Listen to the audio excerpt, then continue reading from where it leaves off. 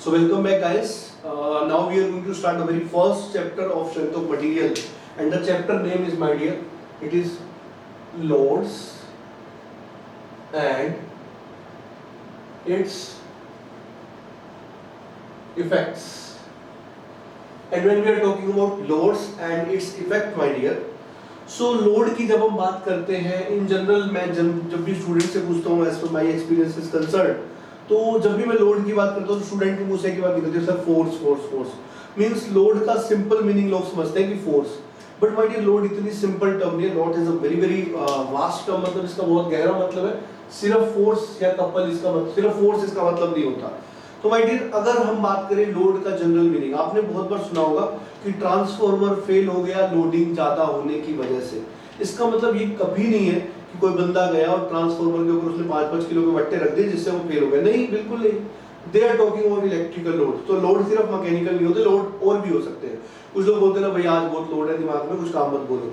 Mental load is there my dear. Sometimes we say घर पे बहुत काम है, मूवी देखने नहीं आ पाऊंगा, घर पे बहुत लोड है, मूवी देखने नहीं आ पाऊंगा। इट डजंट मीन कि घर वालों ने आपको बिठाया और 20 किलो का सामान आपके ऊपर रख दिया, नहीं। It doesn't mean always force, my dear. That is some kind of, maybe some kind of work is there. So my dear, it may be physical, it may be mental, it may be electrical, it may be anything. So, but yes, हमें anything वाला load थोड़ी पढ़ना है। हमें किसके regarding पढ़ना है? Mechanical engineering के रिगार्डिंग वाला बताओ, सिविल इंजीनियरिंग के रिगार्डिंग वाला बताओ। So my dear, with that reference, load का yes मतलब होता है फोर्स, बट सिर्फ फोर्स नहीं, फोर्स के साथ साथ कपल भी होता है। तो my dear, हम अगर जिस रेफरेंस में बात कर रहे हैं वहां पर लोड का मतलब है either a force or a couple.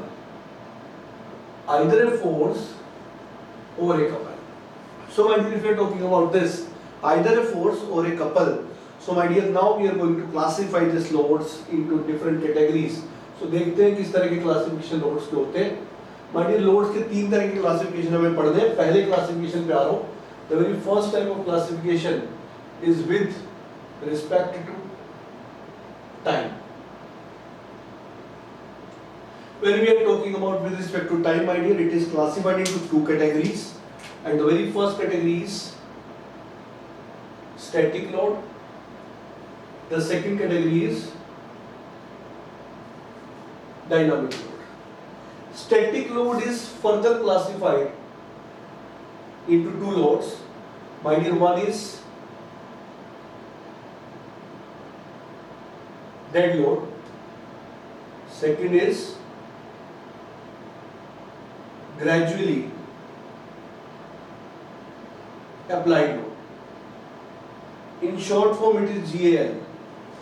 So I did, these are the 2 categories of static load. Now dynamic load is also classified into 2 categories. One is impact load, other is fatigue load. And my dear, then fatigue load is again classified into the 4 categories. The very first category is completely reverse loading. और घबराए नहीं my dear, मैं एक-एक load को बहुत detail में बताने वाला हूँ।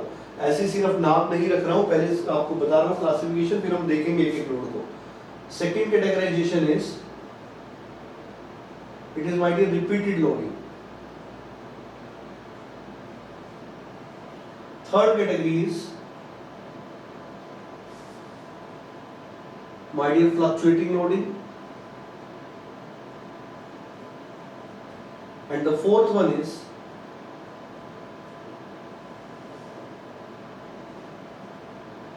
alternating loading. So my dear, this is the very first classification. We are going to look into great detail all of the loadings.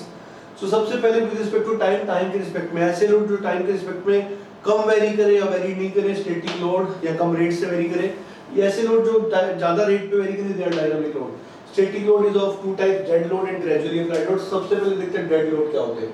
So my dear, when we are talking about dead load, so when we are talking about dead load में force और time का जो curve बनता है my dear, force और time के बीच का कर्व, वो कुछ ऐसा बनता है। It is like this. आप देख सकते हैं my dear, it is nearly constant, और आप देख सकते हैं कि कांस्टेंट है। और डेड लोड की अगर हम बात करें, आप एग्जांपल अगर जानना चाहते हैं तो माय डियर आप ऐसा समझे, जैसे मान लो एक गाड़ी है, आपने गाड़ी ली और गाड़ी को आप कभी-कभी चलाते हो। अब माय डियर, जब आप गाड़ी को चलाते हो तो आपका वेट उसमें जाता है, जब आप गाड़ी को नहीं चलाते हो तो आपका वेट उसमें नहीं जाता है, पर जब आप गाड़ी को नहीं भी चला रहे हो माय डियर, तो गाड़ी का एक्सल एक वेट को तो हमेशा झेल रहा है। किसको? इंजन के वेट को, स्टीयरिंग के वेट को, सस्पेंशन के वेट को, whatever are the components present on the chassis, axles are bearing all those components my dear. चाहे आप बैठो चाहे नहीं बैठो, चाहे गाड़ी चले या नहीं चले, मतलब जिस दिन माय डियर गाड़ी बनी और जब तक वो गाड़ी रहेगी, कटेगी नहीं, तब तक उस एक्सल को वो सारे लोड बियर करने हैं my dear. Such kind of loads are known as dead load my dear. Classroom में आप क्लास के लिए जाते हैं, मान लीजिए और फर्स्ट से सेकंड फ्लोर पे क्लास है, जब आप क्लासरूम में जाते हैं तो जब जितनी देर आप क्लास में रहते हैं आपका वेट उस क्लास की बीम पे ऐड रहता है। जब आप आ जाते हैं तो आपका वेट ऐड नहीं रहता है। बट माय डियर, जिस दिन वो क्लासरूम बना था उसी दिन से वहां पर रखी हुई चेयर्स और बेंचेस का वेट उसकी बीम पर आ गया था माय डियर, और वो तब तक रहेगा जब तक वो क्लासरूम रहेगा। Such kind of loads are known as dead loads and my dear dead loads इस तरीके से होते हैं, इनको बोलते हैं dead load. My dear, now I am coming to the second type of load, that is gradually applied load. When we are talking about gradually applied load, such kind of load first increases from 0 to maximum, become maximum in some time t1 and then becomes constant. So my dear, इस तरह के loading को हम बोलते हैं gradually applied load। वो 0 से maximum होते हैं my dear कुछ समय के अंदर, और इस तरह की लोडिंग को हम बोलते हैं gradually applied load। And my dear, ये जो time required to become maximum वो t1 है। इसका एग्जांपल समझना था, समझिए बोर्ड है, अब देखो मेरा हाथ इस बोर्ड को टच नहीं कर रहा, मेरे एकदम मन किया मैंने टच किया, अभी टच कर रहा, फोर्स नहीं लगाया, अब मैंने फोर्स लगाना शुरू किया 1 2 3 4 5, तो ग्रेजुअली मैं 5 न्यूटन पे पहुंचा और कुछ देर के लिए ऐसे खड़ा रहा। इस तरह की लोडिंग को बोलते हैं ग्रेजुअली अप्लाइड लोडिंग। अब आइए आप दूसरा एग्जांपल देखना चाहते हैं। आप देखिए, आप जब अपनी गाड़ी पे बैठते हैं तो कैसे बैठते हैं? ऐसे छलांग लगा के नहीं बैठते हैं, आप पहले एक पैर अंदर रखते हो, फिर दूसरा रखते हो, फिर आराम से बैठते हो। तो इस तरह की लोडिंग को बोलते हैं ग्रेजुअली अप्लाइड लोड, जो आराम से लोड का शिफ्टिंग होता है, कुछ समय ले मैक्सिमम होने में। But my dear, at the same time कुछ लोगों को डाउट आता है, सर ये तो वैरी कर रहा है तो स्टैटिक में क्यों रखा? क्योंकि वैरी करने का रेट बहुत कम था। ठीक है, नेक्स्ट इज इंपैक्ट लोडिंग। अब अगर हम इंपैक्ट लोडिंग की बात करें तो उसके अंदर क्या खास है? माय डियर, नाम ये इंपैक्ट, इसके अंदर जब हम फोर्स वर्सेस टाइम डायग्राम बनाते हैं तो 0 से मैक्सिमम होगा और फिर कांस्टेंट होगा। बट ये जो 0 से मैक्सिमम होने में समय लेता है ना माय डियर, ये समय बहुत कम लेता है, t2, and this t2 is time required to become maximum in impact loading. And my dear, अब इन दोनों को अगर आप ध्यान से देखो, दोनों में सब कुछ एक जैसा है, बस एक चीज का डिफरेंस है, ये 0 से मैक्सिमम होने में समय ज्यादा ले रहा है, ये 0 से मैक्सिमम होने में समय कम ले रहा है। और इसको अगर आप डिफरेंस मान रहे हो, it is okay. But my dear, ये तो दो कर्व है तो आपने देख के बता दिया ना। कल को मैं आपको सिंगल कर्व देख के पूछूं, बताओ ये ग्रेजुअली अप्लाइड है, इंपैक्ट बता पाएंगे? बिल्कुल नहीं। इंपैक्ट और ग्रेजुअली का अप्लाइड का फर्क समझना। अभी तक मैं फोर्स ऐसे लगाता, 0 था, 1 2 3 4 5, अब इसी बात को ऐसे लगाओ 5, इट इज इंपैक्ट। 0 से मैक्सिमम होने में समय कम लगा तो 5। अब माय डियर, इन दोनों को अलग अलग क्यों रखा? क्योंकि माय डियर, मैं इस सोम की लास्ट क्लास जब स्ट्रेन एनर्जी और इंपैक्ट लोडिंग आपको पढ़ाऊंगा तो प्रूव करूंगा एक डेरिवेशन, और वो प्रूफ आपको ये बताएगा कि अगर मैं 10 न्यूटन का फोर्स लगा रहा हूं और वो ग्रेजुअली अप्लाइड लोड है और उससे आने वाली स्ट्रेस अगर 20 MPa है, तो माय डियर वही 10 न्यूटन का फोर्स अगर इंपैक्ट होगा तो स्ट्रेस कम से कम 40 आएगी। माइंड इट, मैं कम से कम बोल रहा हूँ, ज्यादा की तो कोई लिमिट ही नहीं है। So my dear, mind this thing. अब माय डियर, ये हम जो बोल रहे हैं किस बेस पे बोल रहे हैं? We are talking on the basis of impact factor, जो कि हम डिवाइड करेंगे, जो कि हम डिराइव करेंगे in strain energy and impact loading chapter, तो अभी इसकी बात नहीं करते हैं। So my dear, after impact loading when we are talking about कि हमें पहचानना कैसे होगा कि कौन ग्रेजुअली अप्लाइड कौन इंपैक्ट। तो माय डियर, आपने बोला ये समय कम लेता है, समय ज्यादा, कम ज्यादा, छोटा बड़ा, thin thick, they all are my dear relative words. आप रिलेटिव होते हैं। रिलेटिव का मतलब क्या है? मैंने आपसे कहा हमारे पास एक बंदा आता है जो 6 फुट हाइट का, हम उसको देख के ऐसे देखते हैं, भाई क्या हाइट है बंदे की, 6 फुट। और वो बंदा बोलता है क्या बात कर रहे हो, मैं तो अपनी लोकेलिटी में सबसे छोटा हूँ, मेरी लोकेलिटी में सब 6.5 फुट से बड़े, तो अपनी लोकेलिटी में वो स्मॉलेस्ट है, हमारी लोकेलिटी में वो टॉलेस्ट हो गया।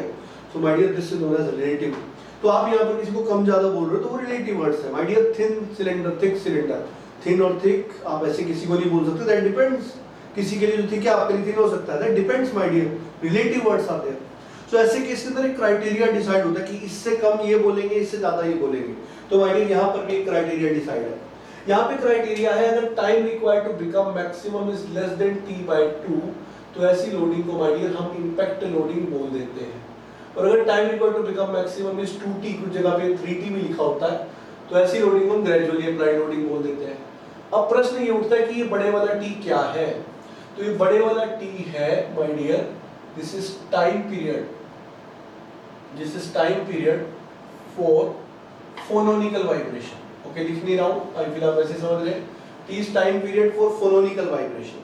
Now what is phononical vibration? What is phononical vibration?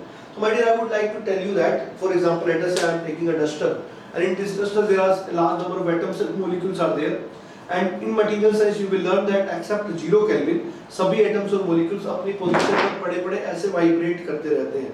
और अगर ये ऐसे vibrate करते रहते हैं, if they are vibrating always like this, so my dear, except 0 Kelvin, तो इन्हीं वाइब्रेशंस को हम फोनोनिकल वाइब्रेशंस बोलते हैं. और अब ये वाइब्रेट कर रहे हैं तो इनकी कुछ फ्रीक्वेंसी है और कुछ टाइम पीरियड है. सो माय डियर, उस टाइम पीरियड को कंसीडर करते हुए, if this small t is less than बड़े वाला t/2, it is impact loading. If this small t is greater than 2t or 3t, it is gradually impact loading. In between we can not say anything. So my dear, these are basically the classifications of impact loading. Now we are coming to the last time, that is fatigue loading. And fatigue loading में पहली category है completely reverse loading.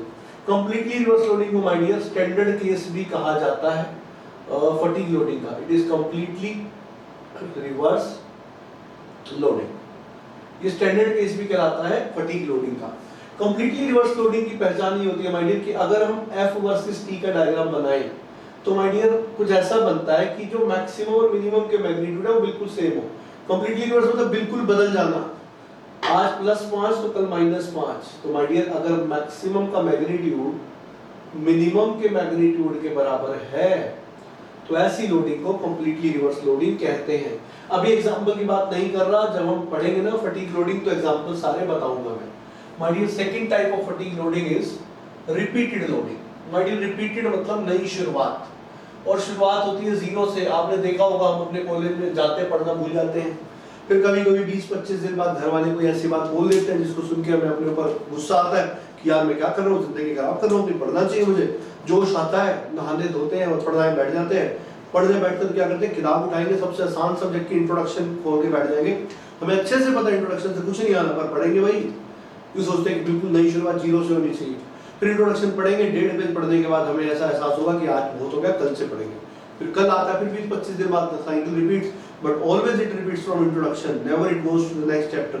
So my dear, हमेशा शुरुआत होती है 0 से.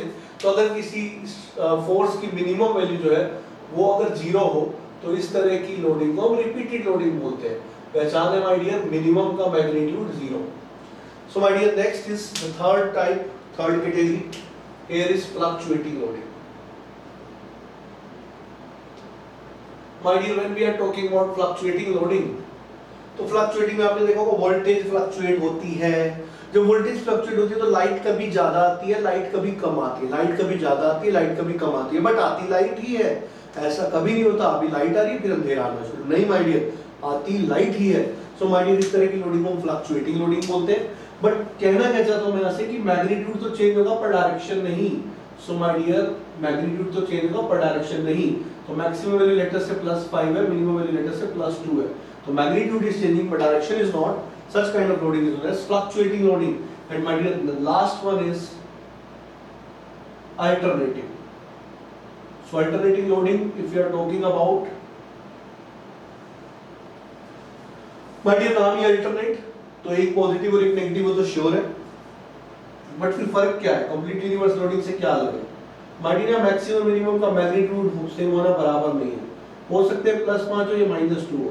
तो यहाँ मैक्सिमम का magnitude need not be equals to minimum का मैग्नीट्यूड. यहाँ पे ये अच्छी बात, मतलब अलग बात होती है. Completely reverse loading is said to be the standard case for such type of loading, my dear. With this, we have completed the very first classification of loads. Now we are going to see the second one. And my dear, the most important feature of this course is we are also going to provide you this class handwritten notes. And if that is with you, you need not to go for any means writing. Definitely to prepare your own notes is a good choice, but if you don't want to make, you can directly use that. It will save your time. So my dear, whatever is the type of lecture you are looking, only that will be utilized. So you need not to go for writing long things. But yes, if you want to go for preparing your own notes, is the best one. Okay, चलिए बढ़ते हैं फिर आगे second classification की तरफ. So guys, loads का एक classification हम देख चुके हैं, अब हम दूसरे क्लासिफिकेशन की तरफ जा रहे हैं. So let us discuss regarding the second classification of loads. Second classification is with respect to direction of load. My dear, we are having a body, let us say, ये 2D में मैं आपको दिखा रहा हूँ, या पहले 3D में देख लेते हैं. This is 3D diagram. और जब हम इस 3D डायग्राम की बात करें, इसका 2D डायग्राम ऐसे बनेगा. एंड माय डियर, अगर हम इसमें बात करें ABCD, this ABCD is the cross section of the loading, sorry of the body. So my dear, अगर ये क्रॉस सेक्शन है तो इसका यहाँ पर एक पॉइंट होगा जिसको हम बोलेंगे CG या centroid. So this point my dear is CG और सेंट्रोइड. अब माय डियर, जब आप इंजीनियरिंग मैकेनिक्स पढ़ेंगे तो वहां पर मैं आपको CG, सेंट्रोइड और सेंटर ऑफ मास, इन तीनों का डिस्टिंक्शन बहुत अच्छे से बताऊंगा. बट हाँ, इस सॉन्ग में हमारी असम्पशन है कि material is homogeneous and isotropic. और जब हम ऐसा कोई भी असम्पशन ले लेते हैं कि मटेरियल होमोजेनियस और आइसोट्रोपिक है, ऐसे केसेस के अंदर माय डियर CG और सेंट्रोइड एक ही पॉइंट बन के रह जाते हैं. सो माय डियर, CG और सेंट्रोइड ये है, और इससे पास होने वाली जो एक्सिस है ना, उसको बोलते हैं centroidal axis. This is x centroidal axis. My dear, then the second axis is, this is again the centroidal axis y. And my dear, अब अगर इस बॉडी को मैंने आपसे कहा कि 10,000 टुकड़े कर दिए मैंने, इसके 10,000 टुकड़े करने का मतलब इसको 10,000 पार्ट्स में डिवाइड कर दिया. 10,000 पार्ट में डिवाइड करने का मतलब क्या है? एक ये पार्ट बन गया इसका, फिर एक ये पार्ट बन गया इसका. तो ऐसे जितने मर्जी पार्ट बना लो, आपकी मर्जी. तो my dear, इससे बहुत सारे पार्ट्स बन सकते हैं और हर पार्ट का एक CG होगा, एक CG होगा. और अगर मैं इन सारे CGs को मिला दूं तो my dear, एक और सेंट्रोइडल एक्सिस मुझे मिलेगी जो ये वाली होगी. इसको हम ZZ से दिखाते हैं. माय डियर, सेंट्रोइडल एक्सिस मतलब जो सेंट्रोइड से पास करे. X centroidal axis, Y centroidal axis, ZZ भी सेंट्रोइडल. पर ZZ के साथ एक खास बात है, X Y एक CG या सेंट्रोइड से पास करे. ये जो ZZ एक्सिस है, ये सारे सेंट्रोइड और CG से पास करेगी. दूसरे शब्दों में ये लाइन तो बनी ही CG और सेंट्रोइड्स को मिला के. जब मैं पूछता हूँ लॉन्गिट्यूडल एक्सिस क्या है, तो लोग बहुत गंदी सी डेफिनेशन देते हैं, सब लाइन अलोंग द लाइन, बहुत वाइड डेफिनेशन. ये कुछ ऐसी है. मैं आपसे पूछूं डक्टिलिटी क्या होती है, और आप बोलो सर डक्टिलिटी एक ऐसी प्रॉपर्टी है by virtue of which we can convert rod into wire. My dear, I will say this is the application, not the definition. जैसे मैं आपसे बोलूं कि गुस्से में, ये गुस्सा क्या होता है, एंगर क्या होता है, व्हाट इज एंगर, तो आप बोले सर गुस्से में तो एक आदमी दूसरे को कत्ल भी कर सकता है. माय डियर, क्या डेफिनेशन हुई? ये तो एप्लीकेशन हुई ना. अगर हम बात करें डेफिनेशन की माय डियर, तो definition is not that. And if you want to go for a wonderful definition, my dear, longitudinal axis is defined as the line joining all the CG or centroids of the body, that is known as longitudinal axis. It is a kind of centroidal axis only, but it is the line joining all the centroids of the body.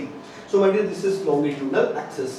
And my dear, जो longitudinal axis है, इसको आप ध्यान से देखो, cross section के perpendicular है, means longitudinal axis is perpendicular to cross section. तो अगर कोई चीज क्रॉस सेक्शन के परपेंडिकुलर हुई तो वो लॉन्गिट्यूडल एक्सिस के पैरेलल हो जाएगी, और अगर कोई चीज क्रॉस सेक्शन के पैरेलल हुई तो वो लॉन्गिट्यूडल एक्सिस के परपेंडिकुलर हो जाएगी. सो माय डियर, इसी के हिसाब से अब हम क्लासिफिकेशन करने वाले हैं इस लोड का with respect to direction of load. My dear, अगर कोई force perpendicular to cross section या पैरेलल टू लॉन्गिट्यूडल एक्सिस है, तो ऐसे फोर्स को हम नॉर्मल फोर्स कहा करते हैं. And my dear, at the same time अगर कोई force parallel to cross section है या परपेंडिकुलर टू लॉन्गिट्यूडल एक्सिस है, तो ऐसे फोर्स को हम shear फोर्स कहा करते हैं.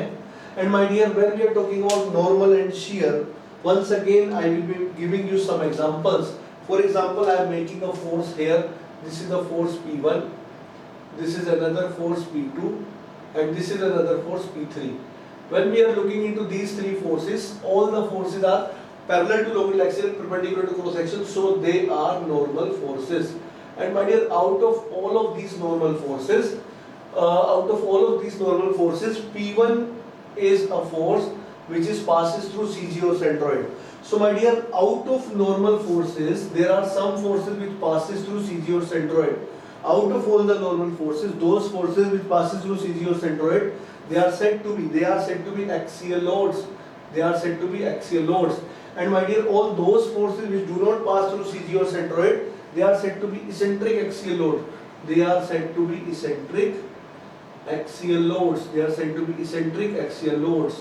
So my dear, axial or eccentric axial loads, The forces which are axial की अगर मैं बात कर रहा हूँ, the forces which are perpendicular to cross section, parallel to oval axis, but at the same time passes through centroid, they are normal, so they are axial. And my dear, P1 is an axial load because it is passes through CG or centroid.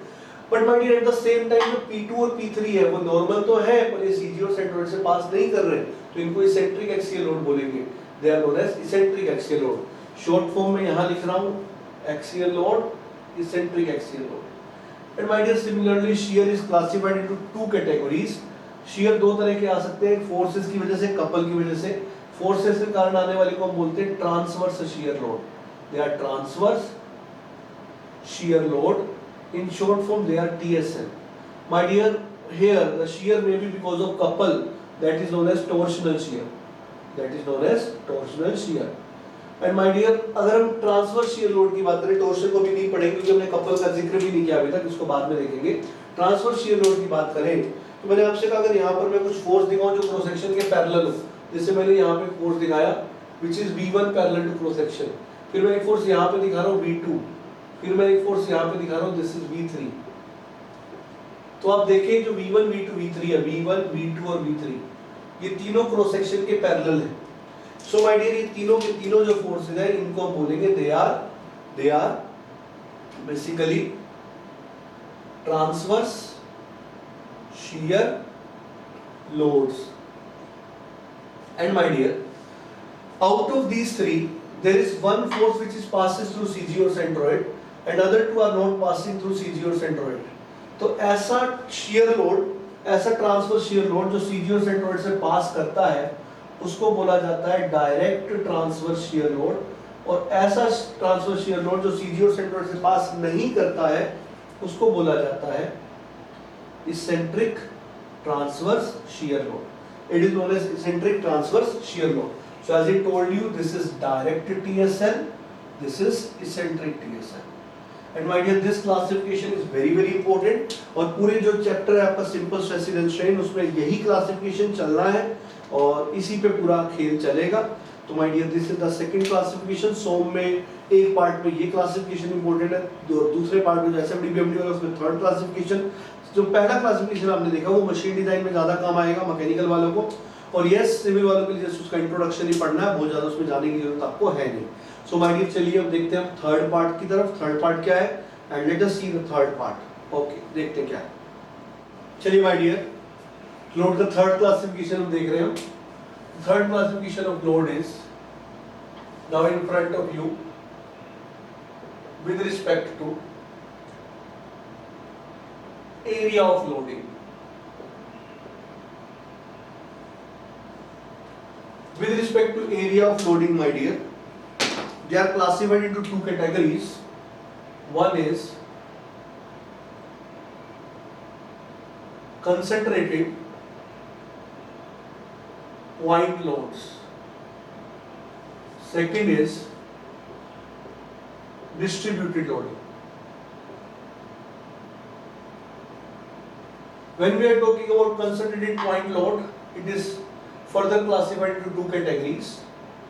One is concentrated point force, another is concentrated point moment. So one is concentrated point force, other is concentrated point moment. When we are talking about distributed loading, so distributed loading are having some types. First is UDL, uniformly distributed load. Then it is UVL, uniformly variable load. Then it is UDM, uniformly distributed moment. Then it is UVM, uniformly variable moment. Then it may be sinusoidal, sine cos वाली loading. Then it is my dear variable loading. So they are all categories. I am writing the full form. It is uniformly distributed loading. It is uniformly variable loading. It is uniformly distributed moment, it is uniformly variable moment. Okay, so my dear, these are the types of loading with respect to area, और अब मैं एक एक करके सारी आपके सामने रखूंगा। सबसे पहले हम बात करते हैं कंसंट्रेटेड पॉइंट फोर्स और कंसंट्रेटेड पॉइंट मोमेंट की। तो मैंने आपसे कहा ये मेरे पास एक कैंटिलीवर बीम है, इसके ऊपर अगर एक फोर्स मैं ऐसे लगा देता हूँ, दिस इज लेट अस से W किलो न्यूटन, तो ये concentrated force, concentrated point force. अगर मैं इस पे ऐसे एक मोमेंट लगा देता हूँ और इसको लिखता हूँ m kilo newton into metre, इसको बोलते हैं कंसंट्रेटेड पॉइंट मोमेंट। एक है कंसंट्रेटेड पॉइंट फोर्स, एक है कंसंट्रेटेड पॉइंट मोमेंट, इसकी यूनिट किलो न्यूटन है, इसकी kilo newton metre. And my dear, इसके साथ ही कुछ इस तरह की लोडिंग्स भी हम देखते हैं, जैसे कैंटिलीवर पे बना के दिखा रहा हूँ आपको। These loadings are shown like this. They are shown like this. This is like this. Rectangular loading आप बोल सकते हो इसको। इसको हम ऐसे लिखते हैं W किलो न्यूटन पर metre for a length of L metre. So my dear, अगर आप इस पूरे लोड को मेजर करना चाहें, W का लोड L मीटर के लिए, तो टोटल लोड जो निकलेगा वो W into L आएगा। So my dear, ये W is W का लोड L लेंथ के लिए, तो ये जो स्मॉल W है that is W by L। कहने का मतलब ये समझ लो, W किलो न्यूटन का लोड L मीटर के लेंथ पे डिस्ट्रीब्यूट कर दिया गया है इक्वली, क्योंकि यूनिफॉर्म बोला है ना, तो इक्वली डिस्ट्रीब्यूट कर दिया गया है, तो इसको बोलते हैं uniformly distributed load. Similarly my dear, next is जैसे यूनिफॉर्मली डिस्ट्रीब्यूटेड लोड में मैंने जो लिखा है वो बेसिकली फोर्स है, तो इसी तरीके से यूनिफॉर्मली डिस्ट्रीब्यूटेड मोमेंट क्या होगा?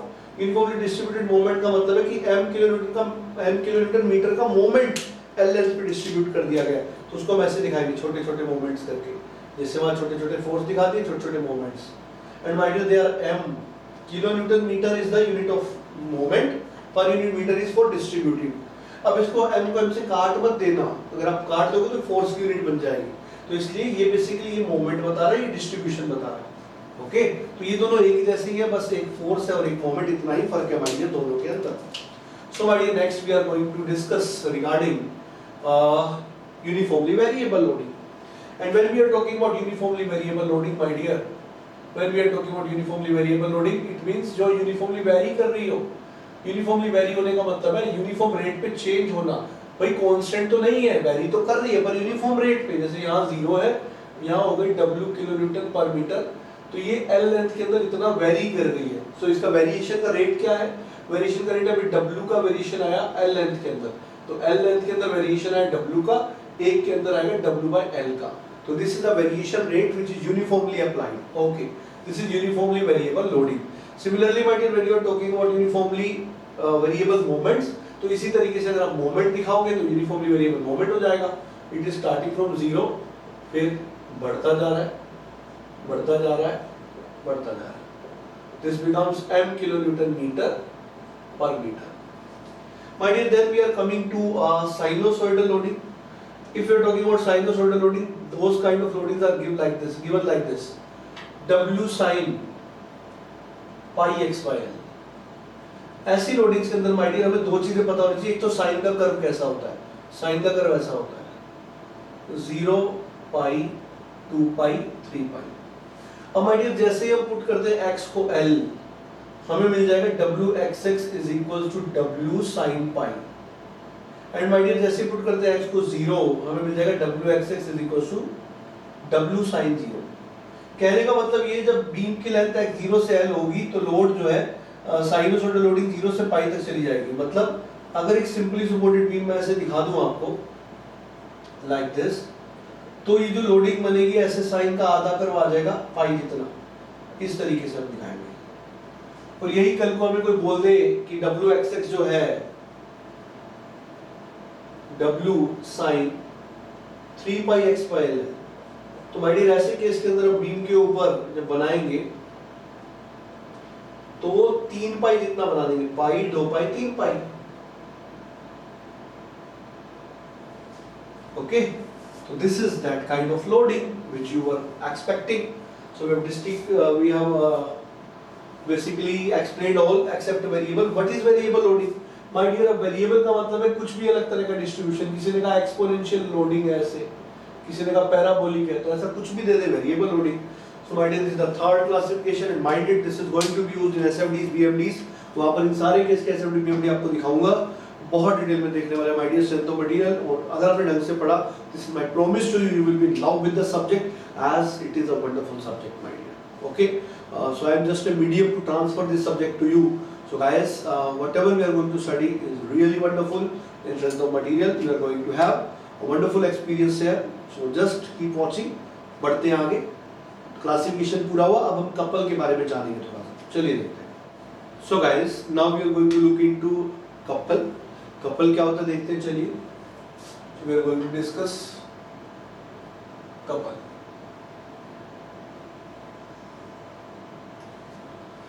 So my dear, this is the body on which two forces are acting. This is F.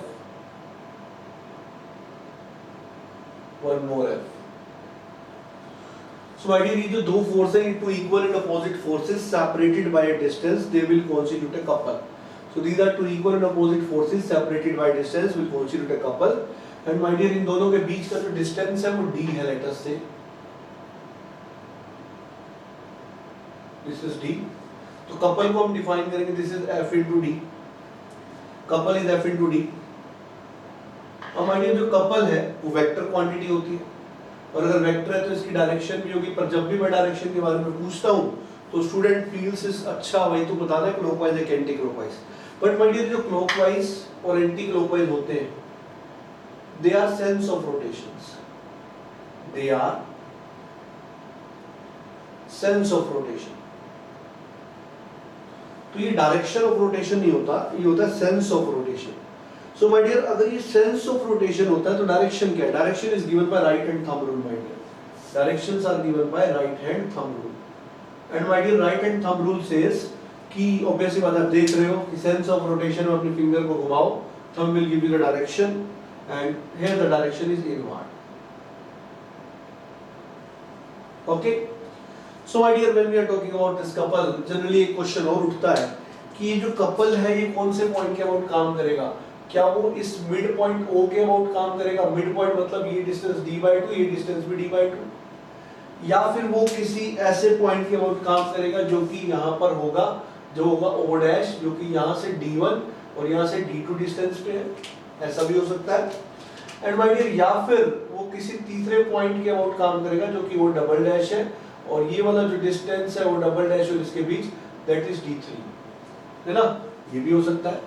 So my dear, when they are talking about D1, D2, D3, so my dear, my question to you is, what do you feel that this couple is acting out O dash और O double dash? मतलब ये पूछ रहा हूँ कि आपको क्या लगता है couple कौन से point के about काम करेगा? O के about, O dash के about या O double dash के about?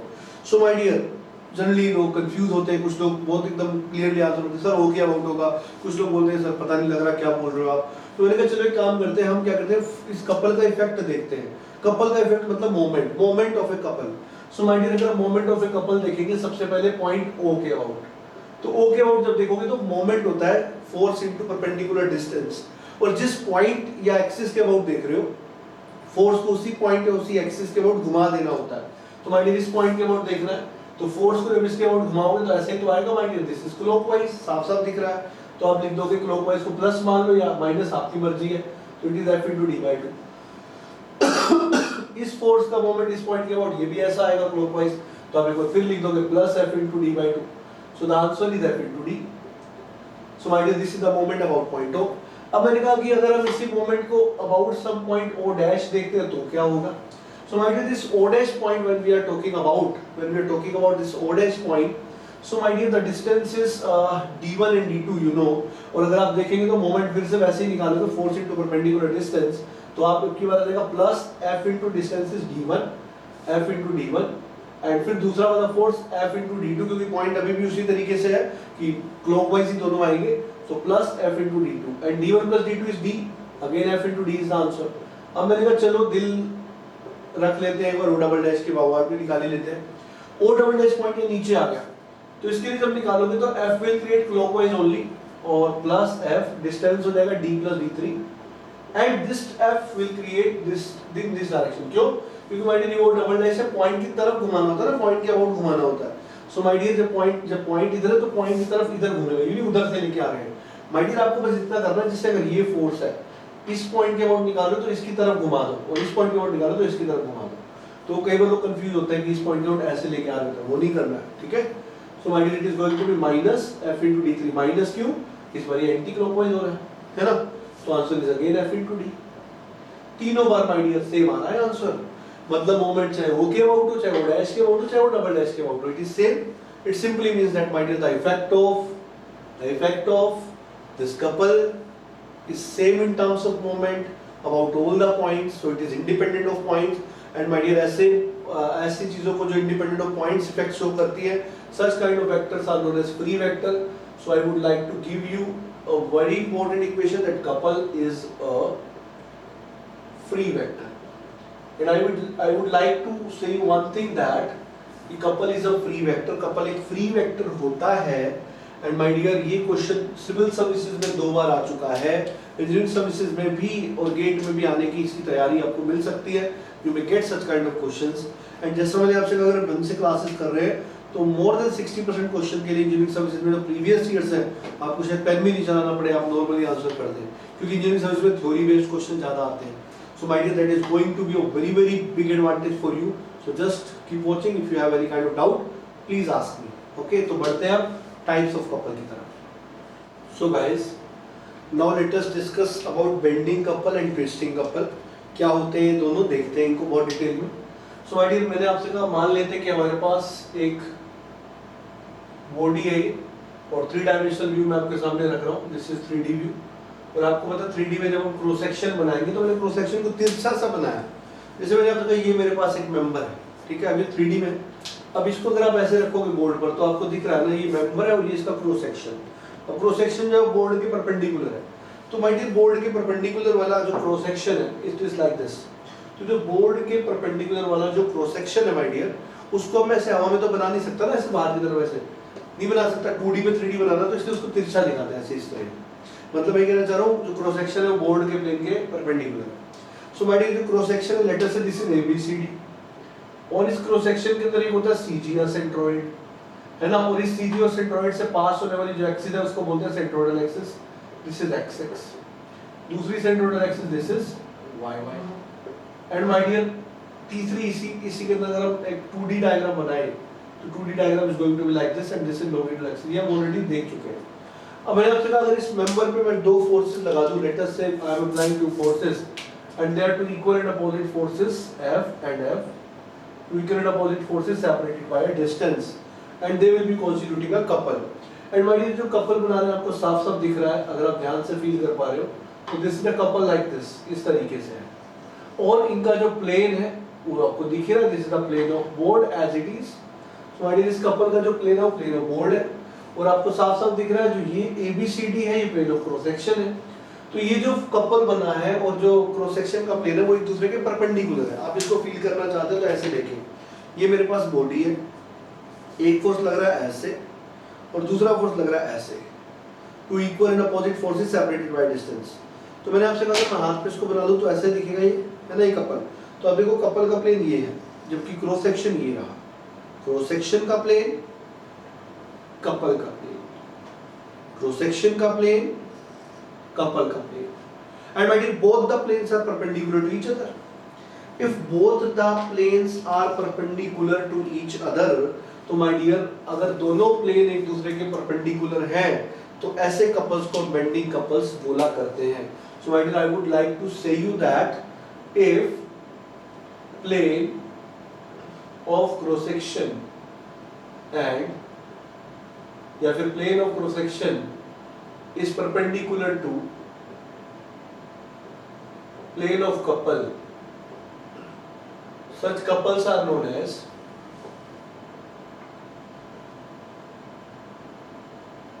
bending couples। ऐसे ही मैं आपको एक और कपल भी दिखा सकता हूँ मैं, जैसे मैंने आपसे कहा अगर मैं इस पे एक फोर्स ऐसे और एक फोर्स ऐसे लगा दूं F and F, these are also 2 equal and opposite forces separated by a distance, they will also constitute a couple। अब मानिए हम देखते हैं कपल कैसे बनेगा। अब मैं ये कहना चाह रहा हूँ कि एक फोर्स मान लेते हैं ऐसे F और एक ऐसे, एक ऐसे और एक ऐसे। इस बार ये दोनों जो कपल बनाएंगे ऐसे बनाएंगे, है ना, और ये जो कपल होगा उसका प्लेन होगा ये, this is the plane of couple. This is plane of cross section, this is plane of couple. This is plane of cross section, this is plane of couple. So my dear, plane of couple and plane of cross section are again perpendicular to each other.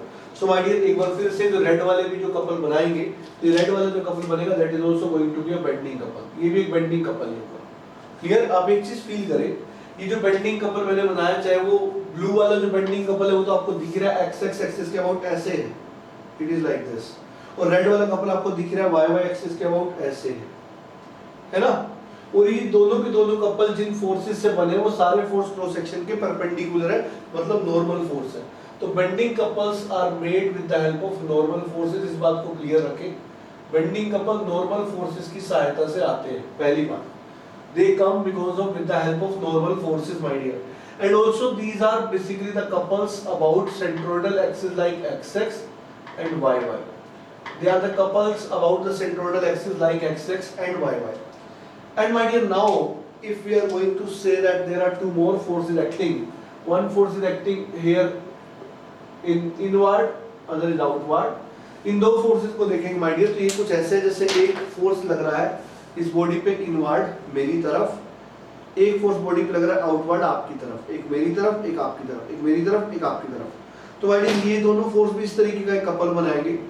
They will also make a couple and my dear equal opposite forces separated by distance, they will consider couple. अब आप देख रहे हो couple ऐसा है my dear, ना तो ये एक्स एक्स एक्सिस के अबाउट है ना वाई वाई, ये तो जेड जेड एक्सिस के अबाउट है, ऐसे ऐसे जा रहा है. ये तो देखो, तो this is the couple about Z Z axis, मतलब longitudinal axis. And my dear, इस कपल का प्लेन यही है, क्योंकि कपल ऐसे जा रहा है तो इसका प्लेन यही है, और आपको पता है क्रॉस सेक्शन का प्लेन भी यही है. तो माय डियर, इसका मतलब कपल का प्लेन और क्रॉस सेक्शन का प्लेन दोनों सेम हो गए या दोनों पैरेलल हो गए.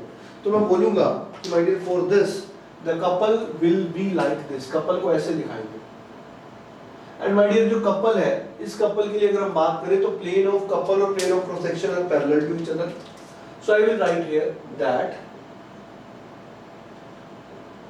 Plane of couple parallel to plane of cross section, and my dear, such couples are known as twisting couples. आप देख सकते हो my dear, जो दोनों ग्रीन फोर्सेस हैं, shear फोर्सेस हैं, तो ये कपल्स shear फोर्सेस की वजह से आते हैं my dear, ये भी आपको क्लियर होना चाहिए. तो इसीलिए ये जो कपल्स हैं नॉर्मल वाले, ये देते भी बेसिकली बेंडिंग स्ट्रेसेस जो है वो नॉर्मल इन नेचर होती है. Bending stresses are my dear normal in nature. तो जो बेंडिंग कपल से आने वाली स्ट्रेस है वो नॉर्मल स्ट्रेस होती है, और ट्विस्टिंग कपल से आने वाली जो स्ट्रेस है वो शियर स्ट्रेस होती है. उनको हम टॉर्शनल शियर स्ट्रेसेस बोलते हैं. जैसे अभी देखा था ना ट्रांसफर शियर, टॉर्शनल शियर, तो they will give you torsional shear stresses. अब माय डियर, ये तो हो गया ट्विस्टिंग कपल. अब माय डियर, यहाँ पे लोगों को एक और डाउट आता है कि भाई, एक तो मैंने बता दी लॉन्गिट्यूडनल एक्सिस के अबाउट होगा, है ना. एक और डाउट आता है कि सर अगर हमें बहुत सारे कपल दिए हो, कैसे पता लगाएंगे कौन सा बेंडिंग है कौन सा ट्विस्टिंग. तो माय डियर, अगर ऐसा कभी होता है, जैसे एक बीम है या एक शाफ्ट है, व्हाटएवर, एक मेंबर है, तो इस मेंबर के ऊपर मैंने आपसे कहा कि दो कपल्स मैंने आपसे लगा दिए, एक कपल ऐसा लगा दिया और एक कपल ऐसा लगा दिया. अब मैंने आपसे कहा ये जो नोटेशन है इसको मैं एम से दिखा रहा हूँ, इस नोटेशन को टी से. ये आपको सेमी सर्कल जैसा दिख रहा है कुछ. So my dear, semi circle is the notation of bending couples. और ये जो आपको दिख रहा है वो सेमी इलिप्स जैसा दिख रहा है कुछ. तो ये जो नोटेशन है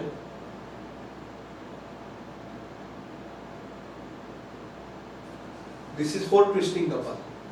Okay, so my dear, bending couples are shown by semicircle, twisting couples are shown by semi-ellipse.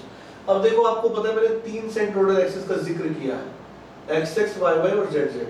इन तीन सेंट्रोइडल एक्सिस में से सिर्फ एक लॉन्गिट्यूडनल एक्सिस है. तो माय डियर, इसी तरीके से मैंने तीन कपल्स का जिक्र किया, उन तीन कपल्स में से सिर्फ एक ही ट्विस्टिंग कपल है. तो मैं बोल सकता हूँ twisting couples are the couples which acts about longitudinal axis, और बाकी सेंट्रोइडल एक्सिस के ऊपर काम करने वाले जो कपल्स हैं उनको हम बेंडिंग कपल्स बोला करते हैं. So my dear, this is the discussion about bending and twisting couples. And my dear, now let us discuss regarding the equivalent effect of load. This is the last part of the chapter. Then we'll go for some questions, and the chapter will be over. Then we'll move on to the next topic. So let us discuss now basically equivalent effect of load. चलिए देखते हैं. So my dear, when we are going to discuss regarding equivalent effect of load, बहुत confusion सा रहता है कि equivalent effect का मतलब क्या है. So my dear, पहले तो मैं मतलब बताता हूँ, जरूरत बताता हूँ क्या है. अगर मैं आपको बोल दूं कि मेरे पास एक ऐसे मेंबर है, ठीक है, मैंने आपको अभी सोम पढ़ाई नहीं है पर इतना आपको आता है जो मैं पूछ रहा हूँ आपसे। मैंने आपसे कहा मैंने इस पे एक फोर्स लगाया P, इसका area of cross section A था, और मैं आपसे बोलूं इसमें कितनी स्ट्रेस आएगी, आप देखते ही बोलोगे सर P/A।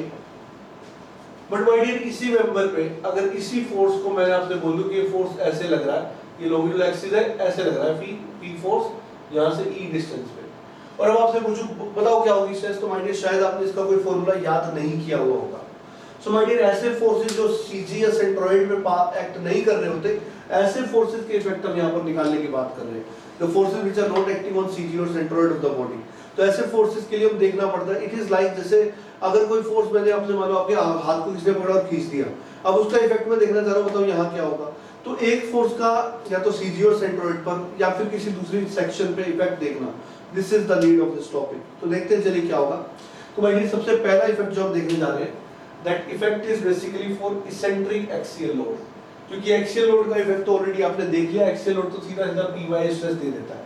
तो इसेंट्रिक एक्सियल लोड पहली प्रॉब्लम है अगर आप इक्विवेलेंट इफेक्ट की बात कर रहे हैं तो माय डियर ये हमारे पास एक मेंबर है, दिस इज द मेंबर, और ये हमारे पास इसकी लॉन्गिट्यूडनल एक्सिस है, और अगर हम यहाँ पर एक फोर्स P लगा रहे हैं, if we are applying a force P here, तो आपको पता है कि क्या होगा। बट माय डियर अगर यही P यहाँ पर ना लग के इससे इसेंट्रिसिटी पे लग जाता है कुछ, eccentricity of the load is E, eccentricity is the distance from CG और सेंट्रोइड। एंड माय डियर अब आपको इसका इफेक्ट देखना है, तो माय डियर इस CG और सेंट्रोइड पे मुझे तो कोई फोर्स नजर आ नहीं रहा, यहाँ आ रहा होता तो मैं लिख देता P/A।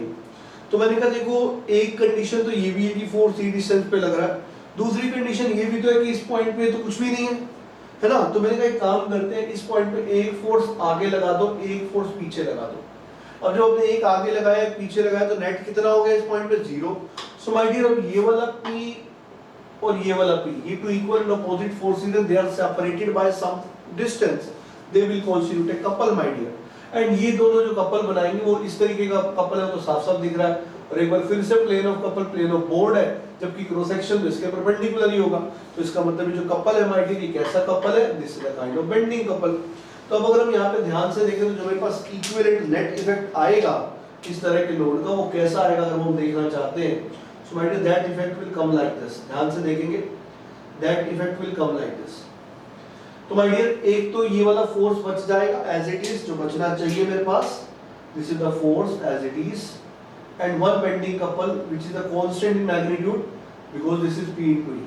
तो मैं लिख पाऊंगा one eccentric axial load is equivalent to one axial load plus one constant bending couple। So my eccentric axial load was of P, axial load is of P, and constant bending couple is of P into E। So this is the effect of an eccentric axial load। So my this is how we can make it। And second type of effect is for direct TSL।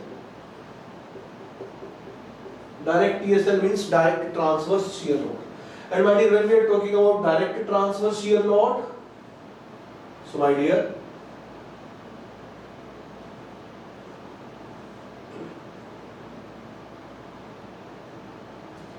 ये CG या centroid, इससे पास करने वाली axis, ठीक है।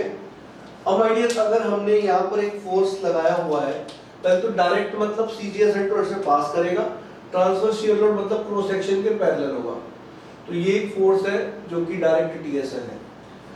And my dear अगर हम इसकी बात करें, दिस इज डायरेक्ट TSL, तो ये तो ऑलरेडी CG और सेंट्रोइड से पास कर रहा है, इसका इफेक्ट कहाँ देखेंगे। तो माय डियर इसको हम ऐसे भी तो दिखा सकते हैं, जैसे मेरे पास एक कैंटिलीवर बीम है और इसके ऊपर ये एक फोर्स है which is P। And my dear, I need to check the effect of this force at some section XX, which is at a distance of x। अब मैं इसका इफेक्ट क्या देखना चाहता हूँ, तो एक बार फिर से ये अगर पॉइंट A है, ये B है और ये C है, तो मुझे इस C पॉइंट पे कोई फोर्स नजर ही नहीं आ रहा। तो मैंने कहा कि दो कंडीशन है, एक तो ये फोर्स P यहाँ लगा हुआ है और C पर मुझे इसका इफेक्ट दिख रहा है, और दूसरी बात है C पे कोई फोर्स नहीं है। तो मैंने कहा लेट अस अप्लाई एक फोर्स यहाँ, एक फोर्स यहाँ, ये दोनों two equal and opposite forces है माय डियर। एंड ये वाला P और ये वाला P दोनों मिलके कपल बना रहे हैं, and that couple is going to be of this type। आपको दिख रहा है? एक बार फिर से जो कपल बन रहा है वो बोर्ड के प्लेन में बन रहा है और आपको पता है इस बीम का cross section perpendicular to the board है, तो एक बार फिर से कपल होगा, एक ये कपल होगा bending couple, but my dear इस बार बेंडिंग कपल का मैग्नीट्यूड कितना होगा p into x, और आपको पता है x कोई कांस्टेंट तो है नहीं, x तो वेरिएबल है। अगर आप a पे बात करोगे तो x 0 हो जाएगा, आप b पे बात करोगे तो x l हो जाएगा।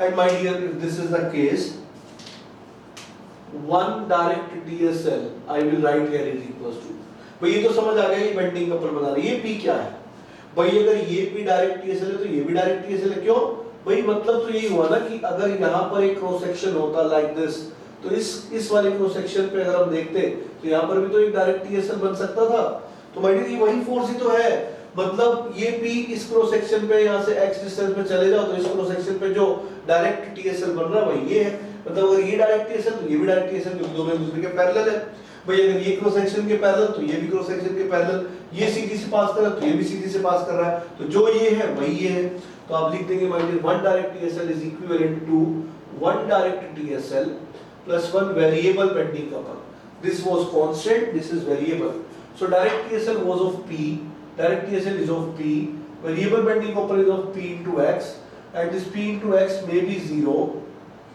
it may be P into L, it is 0 at x बराबर 0, it is P into L at x बराबर L, okay, समझ गए?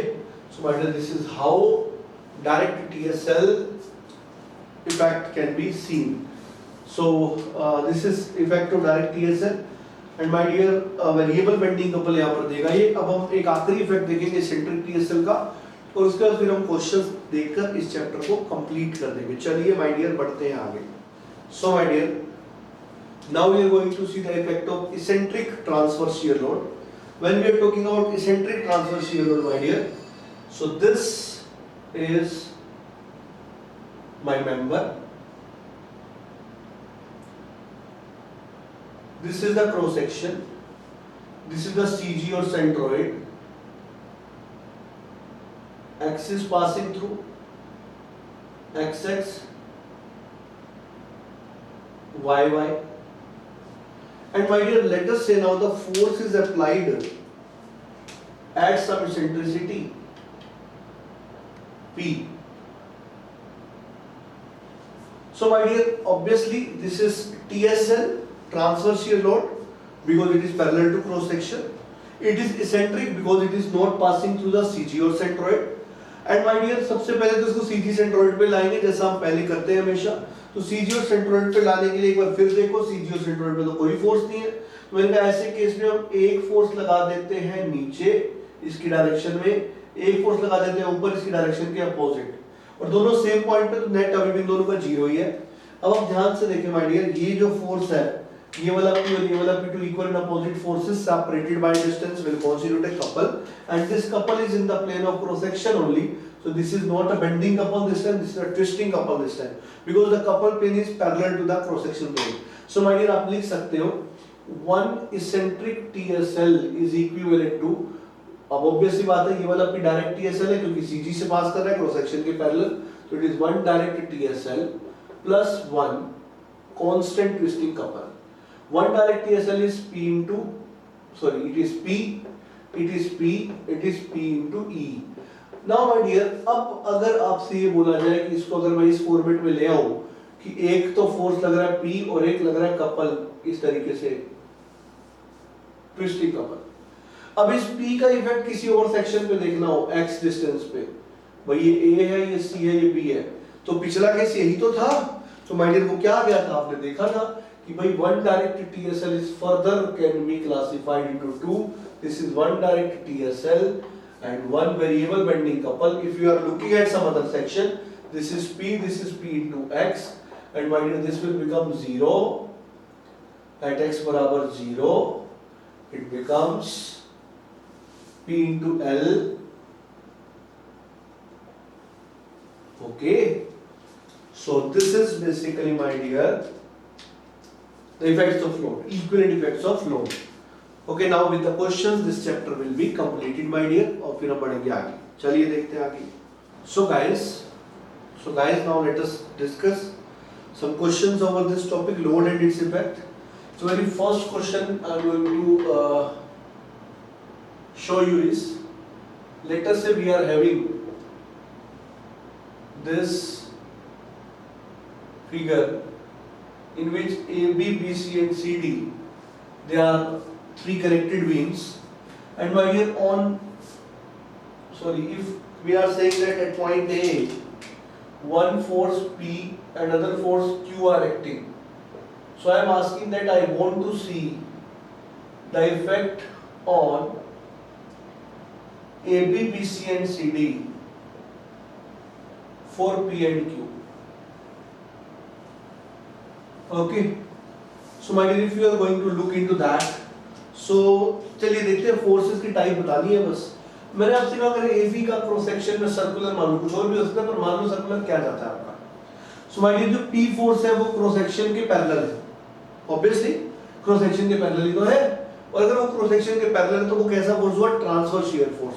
एंड माय डियर, ये AB क्या है, लॉन्गिट्यूडनल एक्सिस, तो वो CG और लॉन्गिट्यूडनल एक्सिस से पास करें, क्योंकि लॉन्गिट्यूडनल एक्सिस तो बनती CG से मिलके, तो CG से पास करें इसलिए वो डायरेक्ट है. तो मैं लिखूंगा P for AB is direct to TSL. क्यों, देखो क्रॉस सेक्शन के परपेंडिकुलर है मतलब नॉर्मल, और सीधी से पास कर रहा है मतलब एक्सियल, तो आई will right it is axial load. But now let us discuss about BC. BC का क्रॉस सेक्शन कुछ ऐसा होगा, है ना. अब अगर हम P को देखते हैं माय डियर, P अगर आप देखें, ये जो P फोर्स है, अगर ये P फोर्स को आप ध्यान से देखो तो ये लॉन्गिट्यूडनल एक्सिस के पैरेलल है, BC के लॉन्गिट्यूडनल एक्सिस के पैरेलल. लॉन्गिट्यूडनल एक्सिस के पैरेलल वाले फोर्स क्रॉस सेक्शन के परपेंडिकुलर, मतलब they are normal force. But my dear, वो नॉर्मल तो है बट किसी डिस्टेंस के ऊपर है CG या सेंट्रोइड से, मतलब CG या सेंट्रोइड से पास नहीं कर रही, तो ये नॉर्मल भी है बट CG और सेंट्रोइड से पास नहीं कर रहा, तो इसेंट्रिक भी है, तो it is eccentric axial load. So I will right P for BC is eccentric axial load. And my dear, now we are looking at Q. किसी भी फोर्स को उसकी लाइन ऑफ एक्शन में हम ले जाते हैं जब, तो Q का line of action my dear ये होगा. तो इस लाइन ऑफ एक्शन में अगर आप इस फोर्स को यहाँ दिखा दो, तो it is parallel to the cross section passing through the CG or centroid. Parallel to the cross section means transverse shear load, passing through CG or centroid means direct. I will write it direct TSL. Now let us discuss the effect on CD when you will be making this P into its line of action. You know, let us discuss the cross section is, मान लेते ये है, तो अगर इस force को इसकी line of action के अलॉन्ग आप शो करोगे तो वो क्रॉस सेक्शन के पैरेलल भी आएगा, इसलिए वो ट्रांसवर्स शियर लोड है, और वो CG और सेंट्रोइड से पास भी कर रहा है, इसलिए वो डायरेक्ट भी है. सो माय डियर, ये जो फोर्स P है ना CD के लिए, वो हो जाएगा DTSL. और अगर हम Q की बात करें, ये Q जो है वो CD की लॉन्गिट्यूडनल एक्सिस के पैरेलल है, मतलब क्रॉस सेक्शन के परपेंडिकुलर, इसका मतलब नॉर्मल फोर्स, और CG और सेंट्रोइड से पास नहीं कर रहा क्योंकि किसी इसेंट्रिसिटी पे है, इसलिए my dear we will say this is eccentric axial load. So this is how we can solve such kind of question. अब इनके कारण आने वाली स्ट्रेसेस को हम आने वाले चैप्टर्स में देखेंगे. अभी तुमने लोड्स की बेसिक में आपको बताया है. My dear, second question we are going to do is regarding a gear teeth or gear on a shaft. So my dear, ये मेरे पास है gear. This is a shaft. Okay. So my dear, this is basically, you know, है ना, इसको हम pitch circle बोलते हैं. अभी इसमें जाने की जरूरत नहीं है, मैं आपको बताऊंगा बेसिकली क्वेश्चन क्या पूछा गया है. ये शाफ्ट है, देखो ऐसे इस तरीके से शाफ्ट है, और इस शाफ्ट के ऊपर गियर लगा हुआ है, और इस गियर टीथ पे दो फोर्सेस आ रहे हैं माय डियर. एक फोर्स आ रहा है ऐसे जिसका नाम है FR रेडियल फोर्स, एक फोर्स ऐसे आ रहा है जिसका नाम है FT tangential force. And my dear, मुझसे पूछा गया जो FR है और ये जो FT है, इन दोनों का इफेक्ट बताओ दो चीजों पे. कौन कौन सी, या फिर मैं लिखता हूं यहाँ पे शाफ्ट या टीथ, इन दो चीजों पे हमें इफेक्ट बताओ, FR का और FT का. तो मैंने आपसे कहा सबसे पहले शाफ्ट को देखो. शाफ्ट का CG और सेंट्रोइड ये रहा, तो ये जो एक्सिस है ये सेंट्रोइडल एक्सिस, ये भी सेंट्रोइडल एक्सिस. अब आप FR को देखो, FR का लाइन ऑफ एक्शन ये रहा. इस लाइन ऑफ एक्शन में अगर मैं FR को घसीट कर यहाँ बना देता हूँ तो माय डियर, ये पैरेलल टू क्रॉस सेक्शन है, इसका मतलब ट्रांसवर्स शियर लोड. CG से पास कर, इसका मतलब डायरेक्ट है. तो माय डियर, ये FR for shaft is DTSL. इसी तरीके से अगर आप देखोगे FT को, तो माय डियर FT का जो लाइन ऑफ एक्शन है वो देखो पहली बात तो एफटी जो है क्रॉस सेक्शन के पैरेलल तो है, तो कोई दो राय है ही नहीं, तो पैरेलल टू क्रॉस सेक्शन मतलब ये भी ट्रांसफर शियर है, पर ये सीजी और सेंट्रोइड से पास नहीं कर रहा क्योंकि कोई इसेंट्रिसिटी पे दिया हुआ है, this eccentricity is given like R. So my dear FT के लिए आप लिख पाओगे दिस एफटी इज, जो भी इसेंट्रिसिटी दी हुई है उसके हिसाब से FT is going to be eccentric TSL. वैसे माय डियर आपको पता है गियर घूमता है शाफ्ट के ऊपर, जहां चीजें घूम रही है वहां इसेंट्रिसिटी आएगी ट्रांसफर शियर के साथ, क्योंकि चीजों को घुमाने के लिए we need twisting couples. So my dear अब हम देखते हैं गियर टीथ की। तो गियर टीथ के बारे में एक बात जान लो कि गियर टीथ का माय डियर जब डिजाइन होता है तो उसको कैंटिलीवर बीम मान के होता है। तो अगर आप गियर टीथ को ऐसे डिजाइन कर रहे हो तो गियर टीथ का डिजाइन होता है कैंटिलीवर मान के, तो ये कैंटिलीवर इमेजिन कर लो। आपने बताया एक फोर्स लग रहा है सर एफआर, एक फोर्स लग रहा है सर एफटी, तो बिल्कुल वही इमेजिन करते हुए एक फोर्स मान लो एफआर और एक फोर्स मान लो FT.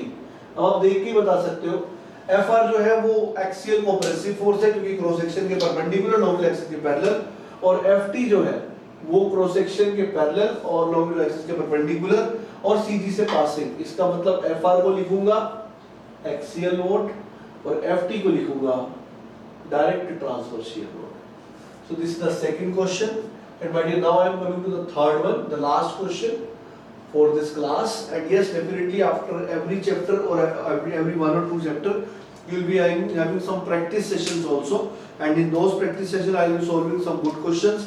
So my dear, this is an advantage with this course, this is extra, you will never get such kind of thing anywhere else, so definitely you should go for that practice sessions also. So question number 3 की बात करते हैं my dear।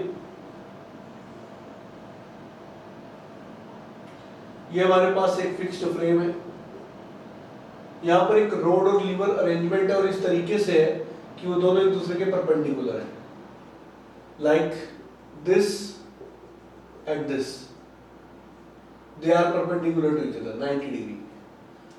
And मैंने आपसे कहा कि अगर मैं एक फोर्स लगा दूं यहाँ पे और एक फोर्स लगा दूं यहाँ पे,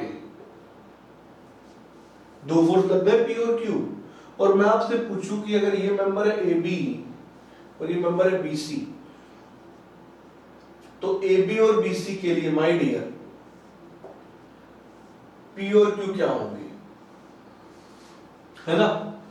तो my dear when we are talking about for A B and B C, so if we are talking about A B तो आप पी को देखें माय डियर, तो जो पी है ये क्रॉस सेक्शन के परपेंडिकुलर आपको दिख ही रहा है। और मैं आपको एक बात बता दूं, ये अरेंजमेंट कुछ है, क्योंकि अरेंजमेंट जब तक समझेंगे चीजें समझ में आएंगी नहीं। Arrangement is like this, this is P, this is Q, okay. So this is AB BC, AB BC, AB BC. So when we are talking about this AB and BC, this is force P and this is Q. So if you are talking about this force P, P is perpendicular to the cross section. So my dear, if this is perpendicular to this AB, obviously for AB it is axial force. Q is obviously parallel to cross section passing through CG direct TSL, सोचना ही नहीं है कुछ। अब my dear, P को अगर आप उसकी line of action के लोग ले जाते हो यहाँ पे इस तरीके से, तो इसका क्रॉस सेक्शन जब आप देखोगे तो इसके क्रॉस सेक्शन के फोर्स पैरेलल ही मिलेगा और ऑब्वियसली एक दूसरे के परपेंडिकुलर है तो ये सीजी से मिलेंगे ही मिलेंगे। मतलब ये जो फोर्स है जो P, ये इस क्रॉस सेक्शन के पैरेलल भी है और सीजी से पास भी कर रहा है, तो P for BC is going to be direct TSL। And my dear Q को अगर आप देखोगे तो Q ऐसे है और ये क्रॉस सेक्शन के अगर यहाँ पे आप बनाते तो क्रॉस सेक्शन के पैरेलल तो है ये, बट सीजी से पास नहीं कर रहा क्योंकि Q यहाँ है असली में, है ना। अगर ये यहाँ होता तो डायरेक्ट TSL होता, पर ये यहाँ है, means it is like this. असली में ये फोर्स है यहाँ, अगर ये यहाँ होता तो इसके लिए डायरेक्ट TSL होता, पर ये यहाँ है तो सेंट्रिक TSL हो जाएगा क्योंकि सेंट्रिसिटी पे है। So we will write here eccentric TSL। ये कुछ वैसे ही अरेंजमेंट है जैसे आप जनरेटर नहीं चलाते हो तो आप जनरेटर वैसे चलाते हो, yes this kind of thing. तो वही रोड लीवर अरेंजमेंट है, तो वहां भी चीजें घूमती है तो eccentric TSL आना जरूरी है क्योंकि eccentric TSL का जो रोटेशनल इफेक्ट ट्विस्टिंग कपल है वही कुछ करा पाएगा, है ना। So my dear these are 3 questions, in case of any confusion you can ask me directly, है ना। So we will be clearing your doubt, so in case of doubt you can please ask, okay। So my dear, this is basically the third questions, and with this we have completed loads and their effects, and this is my promise to you, we are going to cover in such a manner that practice की भी कोई कमी नहीं रहेगी, theory में तो है ही नहीं सर खैर कोई, और कोशिश ये रहेगी कि previous years के क्वेश्चन भी मैं 1 by 1 सब सोल्व करूँ at least, standard examination like get और इंजीनियरिंग सर्विसेज के सारे करना फिजिबल नहीं होता क्योंकि बहुत सारे क्वेश्चन होते हैं और रिपीटेड क्वेश्चन होते हैं और थ्योरी क्वेश्चन होते हैं, तो वो तो आप खुद से कर पाएंगे। कुछ अच्छे क्वेश्चन का डिस्कशन डेफिनेटली हम करेंगे and my dear previous year questions तो आपको यहाँ पे मिल ही रहा है with correction with answers, solutions will also be provided to you soon. So my dear this was types of questions, और इसके अलावा कुछ प्रैक्टिस क्वेश्चन देखेंगे हम, या तो लोड्स के प्रैक्टिस सेशन में या लोड्स और सिंपल सेशन को मिला के भी देख सकते हैं, सो विल सी दैट। चलिए with this first chapter loads and its effect is completed. Hope you guys are getting this.